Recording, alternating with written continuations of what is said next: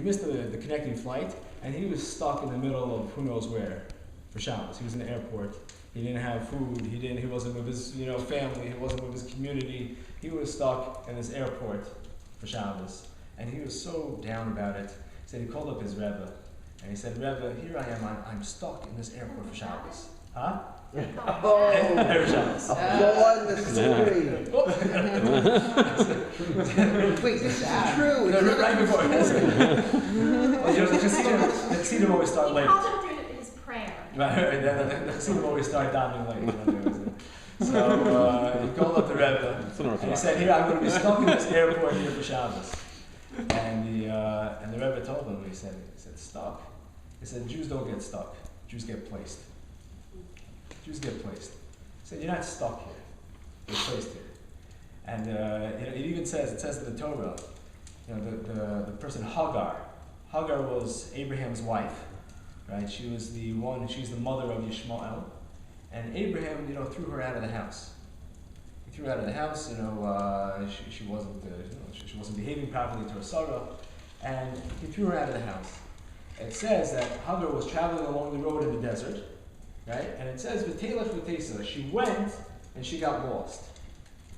And the rabbis, the Talmud points out that she went back to her original roots of idolatry. In the house of Abraham, she worshipped God, the one God. Here she went back into the desert, and it says she went off and she worshipped idolatry. And the question is, where do you see that from the verse? All it says is that she went out and she got lost.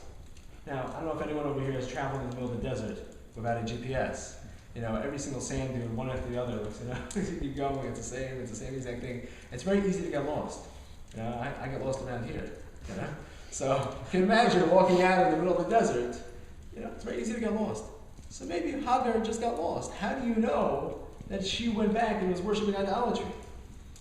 And the rabbi's answer said, because if she got lost and she feels that she's lost, then she's not worshiping God. She went back to her paganism. Because if a person is truly with God, and you have that emunah, that God is with you for everything, and every single step that I'm taking is for the good, you're not lost. You're placed. You're here for a reason.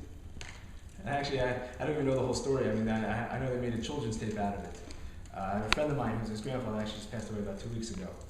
And my friend's grandfather, when he was traveling, this was in the early 70s, he was traveling from America to Israel, and they had some sort of stopover, and he slept on the plane, and he ended up missing his flight. And he ended up, the flight continued on to Bangkok.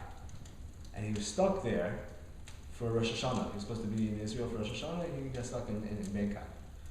And here he's stuck in Rosh Hashanah, like, what's he going to do? And he ended up meeting another Jew, and they started having a long conversation. They invited him over, they made some sort of meal, I don't know exactly what he had, for Rosh Hashanah. And the guy ended up following him back to Israel. He ended up going to yeshiva, and the guy became religious and connected back to his Judaism, because this guy happened to miss his flight, to Israel, missed the connecting flight. So just to recognize that God is with us throughout everything, and that sometimes we think, the worst thing in the world, imagine you oversleep on the plane, you end up somewhere else, you end up in Bangkok, Thailand, and God is there with you. It's all for the good. So it just,